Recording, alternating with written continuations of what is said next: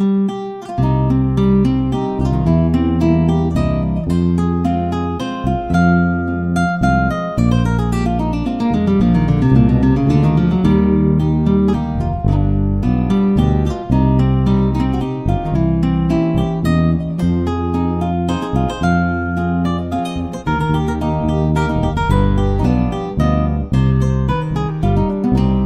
les bendiga, hermanos y amigos de la iglesia El Limonar en Medellín.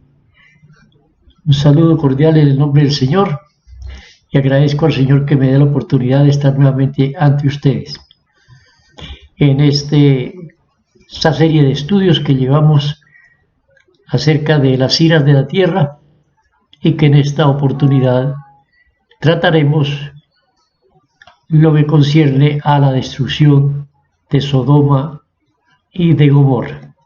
Les invito a que hagamos unas palabras de oración para que la palabra del Señor corra y sea glorificada. Bendito Dios y Padre Celestial, en el nombre de nuestro Señor Jesucristo, te damos gracias por todas tus bondades, por todas tus bendiciones, por todo, Señor, lo que nos das. Gracias, Señor, por habernos guardado hasta este momento y por tenernos en salud y paz. Bendícenos a través del estudio de tu palabra, Señor. En tu santo nombre lo pedimos. Amén y amén.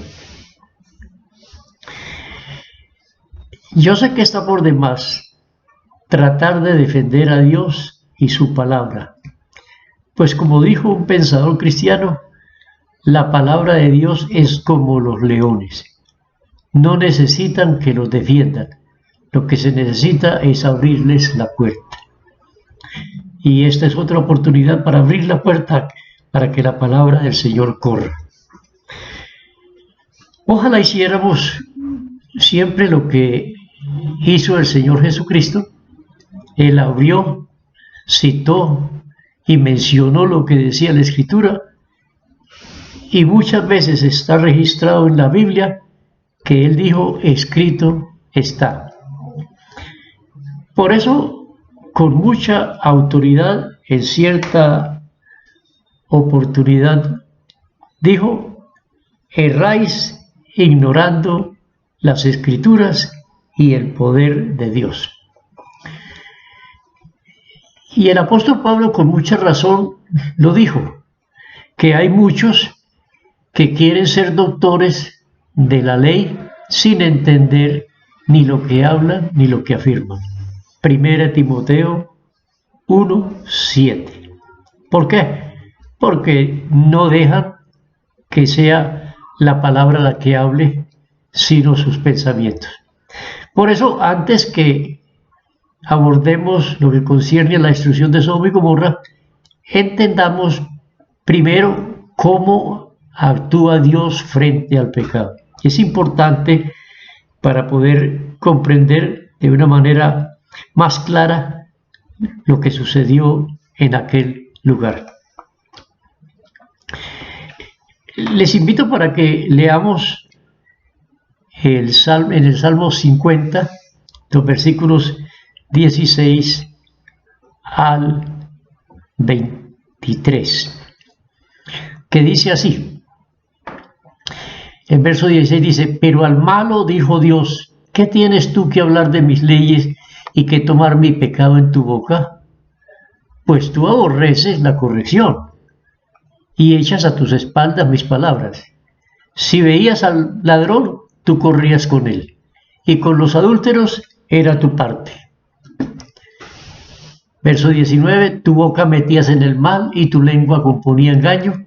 Tomabas asiento y hablabas contra tu hermano, contra el hijo de tu madre ponías infamia. Estas cosas hiciste y yo he callado, y pensabas de cierto que yo sería como tú, pero te reprenderé y las pondré delante de tus ojos.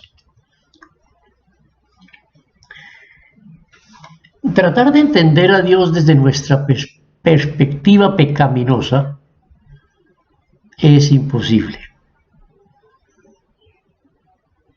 Ojalá uno pudiera, con una calidad espiritual y una santidad, poder entrar en la presencia del Señor y conocerlo como Él es. Pero bueno, echamos mano a lo que está escrito, y en Números 23:19 dice que Dios no es hombre para que mienta, ni hijo de hombre para que se arrepienta. Él dijo y no hará, habló y no lo ejecutará. Somos muy dados a decir cosas que le gusten al oído de la gente, pero cuando se dice algo que les cuestiona o los pone simplemente en su sitio, o algo que vaya contra su statu quo, contra su vida normal, más bien entonces lo maquillamos, usamos lo que en términos castellanos se dice eufemismos, que es suavizar las palabras para no ofender a nadie. Por ejemplo, las versiones un poco más antiguas de la Biblia, en Isaías 7:14 dice: he aquí que una virgen concebirá y parirá un hijo. Pero a algunos les pareció que era muy dura esa palabra y entonces pusieron dar a luz, para no ofender a nadie y para no ponernos en peligro a nosotros mismos. Vean lo que dice San Juan 6:60 con respecto a la manera de hablar del Señor Jesús. Dice que al oírlos muchos de sus discípulos dijeron: dura es esta palabra, ¿quién la puede oír? Y sabiendo Jesús en sí mismo que sus discípulos murmuraban esto, les dijo: ¿esto les ofende? Se ofendieron por lo que dijo el Señor. Debido a este manejo de las cosas, alguien apoyado en lo que dice Hechos 24, crearon lo que normalmente llamamos la apologética cristiana, o sea, la defensa de la fe, que es una parte de la teología. Entonces, como existe esto, nos toca a nosotros, los que hemos recibido el Espíritu de verdad, hacer lo que nos manda el Señor por medio de Judas, capítulo 1, verso 3, amados, por la gran solicitud que tenía de escribiros acerca de nuestra común salvación, me ha sido necesario escribiros, exhortándoos que contendáis ardientemente por la fe que ha sido una vez dada a los santos. Contendáis, o sea, que luchéis, que la defiendan, sin que haya el menor soslayo de cobardía al mencionar lo que dice la Escritura. Sí, que la Escritura dice así. Hay quienes se les hace como difícil mencionar a veces todo un versículo y mencionan medios versículos. Entonces, para entrar en materia, hagámonos una pregunta. Yo les hago esta pregunta: ¿dónde se originó el pecado? Seguro que la respuesta generalizada, si hiciéramos un sondeo por la red, la mayoría dirían: ah, no, el pecado se originó en el cielo. Sí, eso es lo que piensa todo el mundo. Pero entonces a esto tendríamos que hacernos otra pregunta: ¿qué es el cielo? ¿Qué es el cielo? Y seguramente también la respuesta sería masiva: el cielo, pues el lugar donde está Dios. El lugar donde está Dios. Bueno, entonces hagámonos otra pregunta: ¿y cómo es el cielo? ¿Un lugar simple o complejo? Algunos piensan que el cielo simplemente es un trono, con uno sentado en el trono y un montón de ángeles que le sirven ahí alrededor. Eso es el cielo. No más. A lo mejor ni siquiera, a lo mejor digo, ¿y para qué se necesita más? Pero también les hago otra pregunta. ¿Han oído ustedes hablar del Pentágono en los Estados Unidos? ¿Qué es el Pentágono? La definición que da Wikipedia es simple. Dice así, es solamente la sede del Departamento de Defensa de los Estados Unidos. El Pentágono. Si usted lo ve en las fotos, es grandísimo. Trabajan más de 20,000 personas allá. Entonces imagina usted lo grande que es. Y solamente es la sede del Departamento de Defensa de los Estados Unidos. ¿Cuántas sedes más tiene la administración del gobierno de los Estados Unidos? Eso quiere decir que la administración, o sea, el lugar en donde están las autoridades generales de este país, debe de ser muy grande, muy grande. Y entonces, vuelvo a hacerle la pregunta, entonces, ¿qué es el cielo? Pues el cielo, podríamos decirlo de esta manera, es el conjunto de todas las dependencias con que se gobierna el universo y todo lo que en él existe. Vuelvo y repito, es el conjunto de todas las dependencias con las que se gobierna el universo y todo lo que en él existe. ¿Será simple? Seguramente ahora habrán cambiado y dirán, eso debe ser muy complicado entonces. Recuerden esto para darles una ideita. Pablo dijo que fue llevado al tercer cielo. Conozco un hombre, no sé si en el cuerpo o en el espíritu, pero fue llevado al tercer cielo, no sé si en el cuerpo o en el espíritu. O sea que él habla de un tercer cielo. Entonces algunos han propuesto de que si hay un tercer cielo, y generalmente los números ante Dios son importantes, y el número 7 es plenitud, se podría decir que habría 7 cielos. Pues lo hemos dicho muchas veces, el primer cielo es este que vemos, donde están las nubes y todo esto. El segundo cielo es lo que está después de la atmósfera. ¿Sí? Y así, Pablo fue llevado al tercero. Digamos entonces que el trono del Señor deberá estar en el séptimo cielo. Y que es un lugar inaccesible para los humanos y quién sabe para cuántos más. Primera de Timoteo 6:16 dice, el único que tiene inmortalidad, se está refiriendo a Dios, que habita en luz inaccesible, o sea, ya no se puede acceder, a quien ninguno de los hombres ha visto ni puede ver, al cual sea la honra y el imperio por los siglos de los siglos. Amén.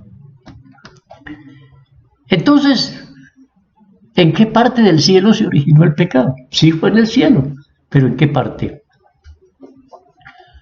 Miremos lo que dice Ezequiel 28:14, es importante. Dice el Señor por medio del profeta, y tú, querubín grande, protector, se está refiriendo a Luzbel, el que después se convertiría en el diablo. Grande, protector, yo te puse en el santo monte de Dios. Allí estuviste, y en medio de las piedras de fuego te paseabas. Ese era Luzbel. Estaba en la presencia del Señor. Y el verso 16 de ese mismo capítulo 28 nos dice que a causa de la multitud de tus contrataciones fuiste lleno de iniquidad y pecaste, por lo que yo te eché del monte de Dios y te arrojé de entre las piedras del fuego, oh querubín protector.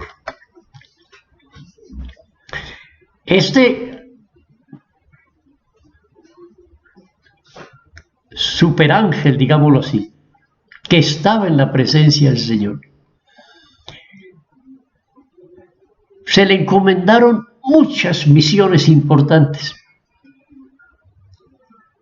Y en una de esas misiones, tal vez saliendo, no sabemos a qué salió a hacer, entonces, muy posiblemente, con una gran cantidad de ángeles a su servicio, hizo algo extraordinario y todos lo aplaudieron y él se sintió muy orgulloso, se infatuó. Entonces dice el Ezequiel 28:17, se enalteció tu corazón a causa de tu hermosura y corrompiste tu sabiduría a causa de tu esplendor, y yo te arrojé por tierra delante de los reyes y te pondré para que miren en ti. O sea, para que seas el ejemplo de todo aquel que se envanece delante de Dios, porque solamente para Él es la honra, la gloria y la alabanza. Toda aquella rebelión fue hecha a espaldas de Dios. Yo sé que se están haciendo unas preguntas, pero vamos con calma. Y a veces hacemos cosas malas y pensamos dentro de nuestro corazón, Dios no se dio cuenta. No, Dios, como dicen por ahí muchos, Dios no se fija en esas bobadas. Dios no se fija en eso. Pero es que el Señor nos permite vivir en libertad para ver qué hay en nuestro corazón. Ustedes se dieron cuenta ahora, hace unos días, que por ahí salió un problema con un embajador que en su finca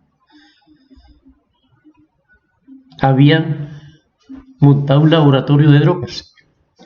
Lo que él dice es que lo hicieron a espaldas de él, que él no sabía.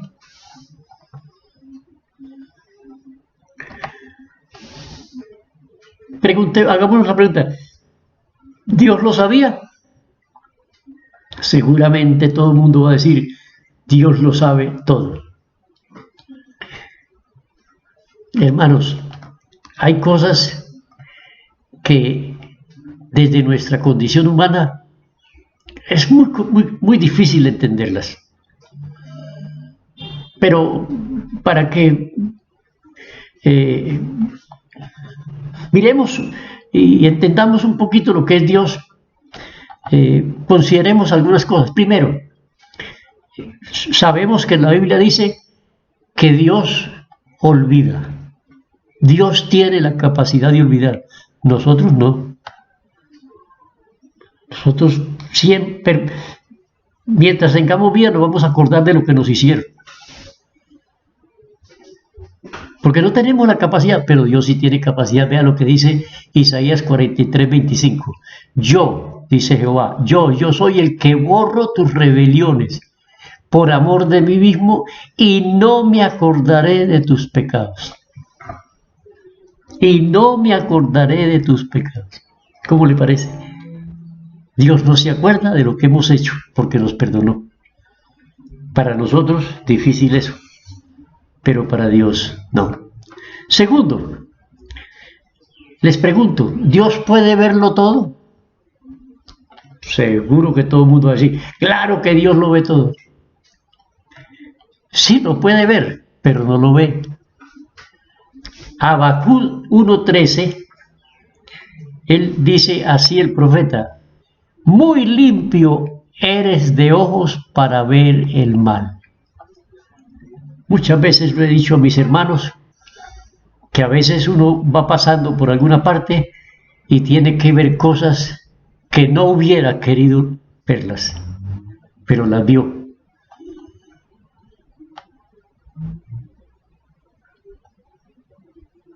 Dios no ve lo que no quiere ver. Entonces el profeta le pregunta, ¿por qué ves a los menospreciadores y callas cuando destruye el impío al más justo que él? Vean, el profeta le está diciendo, ¿y usted está viendo eso? No, Dios no lo está viendo, Él es muy limpio de ojos para ver el mal. Tercero, ¿Dios puede saberlo todo? ¿Qué dicen ustedes? Ah, sí, Dios lo sabe todo. Sí lo puede, pero no lo sabe. Vean Génesis 18, 20 y 21. Entonces Jehová le dijo a Abraham, por cuanto el clamor de Sodoma y Gomorra se aumenta más y más, y el pecado de ellos se ha agravado en extremo. Esas eran las razones que le llegaban al Señor arriba. Descenderé ahora y veré si han consumado su obra según el clamor que ha venido hasta mí, y lo sabré. Lo que sucedía en Sodoma y Gomorra solamente eran informes que le llevaban, porque a él no le interesaba estar al tanto de cosas tan horribles que se hacían. Cuarta pregunta, ¿Dios puede hacerlo todo? ¿Qué dicen ustedes? Oh, claro que sí. Sí lo podría hacer, pero no lo hace. Mire lo que dice Santiago 1:13. Cuando alguno es tentado, no diga que es tentado de parte de Dios, porque Dios no puede ser tentado por el malo, ni Él tienta a nadie. ¿Cómo les parece? Dios no es tentado por el mal, ni Él tienta a nadie. Hay cosas que Dios no las hace.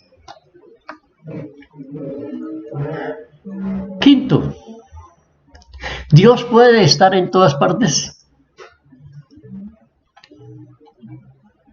Bueno, sí, pero no lo está. Hay muchas partes en que Dios no va a estar. Si nosotros, siendo malos, hacemos buenas cosas, y hay partes a las cuales nunca nos atreveríamos a ir. Nos daría vergüenza con nosotros mismos, con nuestros semejantes y con nuestro Dios. ¿Cómo será el Señor? Entonces el Señor no puede estar por allá. No podemos estar diciendo cosas que no van a suceder. Porque algunos dicen, ¿por qué Dios no hizo nada? ¿Recuerdan a Caín y Abel?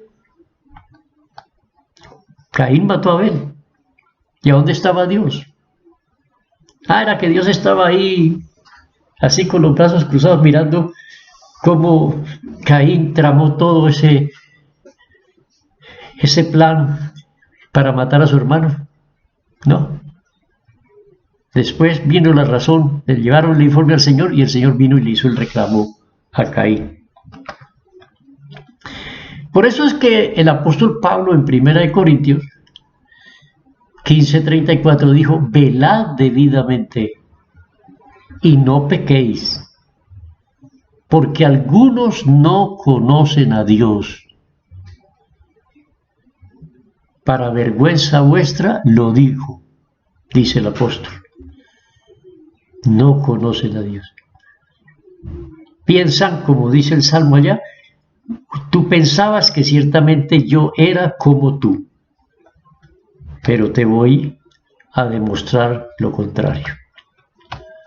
Habiendo oído esto, que ojalá lo recuerden y lo mediten, también tengamos en cuenta esto.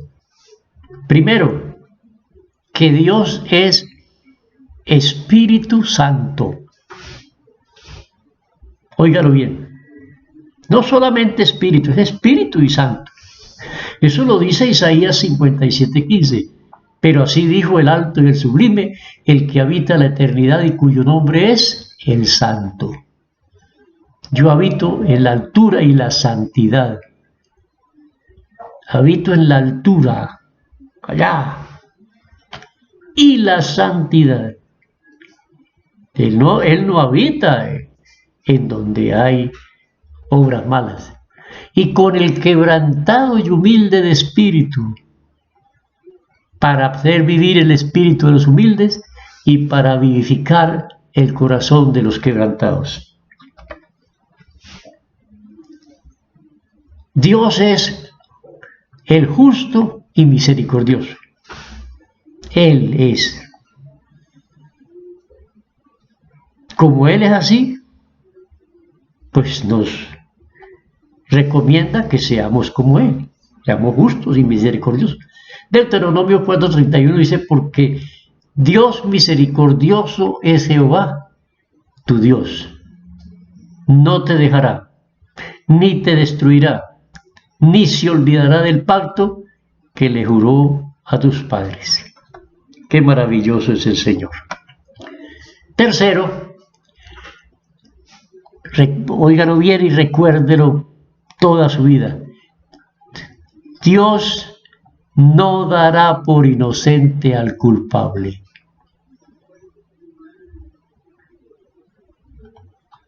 Dios no dará por inocente al culpable.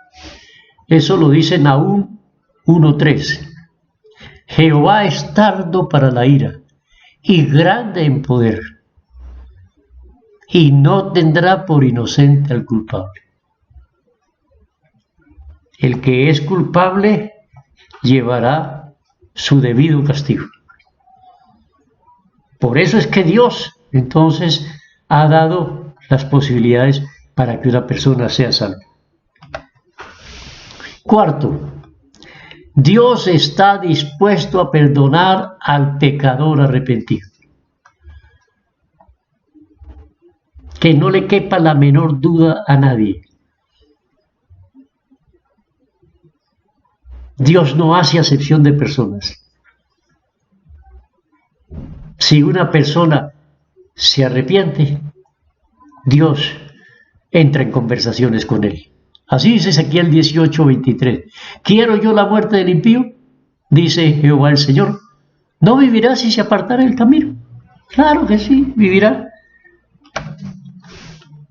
Quinto,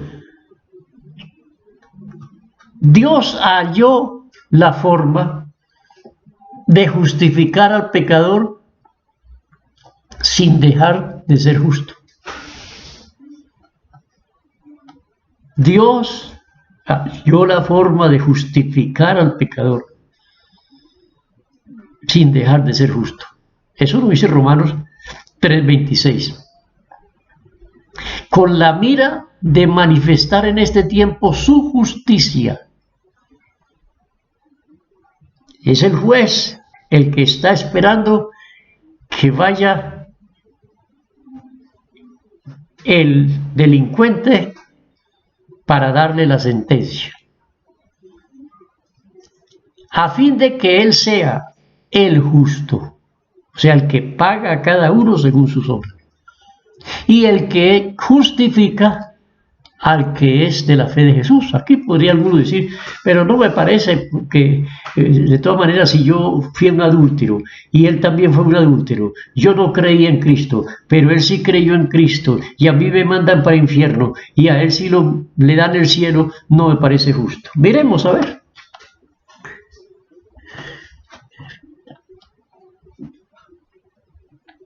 Dios, cuando se le presentó el problema del pecado y que él había dicho al primer hombre y a la primer mujer, de todo fruto de los árboles del huerto podéis comer, menos del fruto del árbol de la ciencia del bien y del mal, porque el día que de él comiereis, entonces moriréis.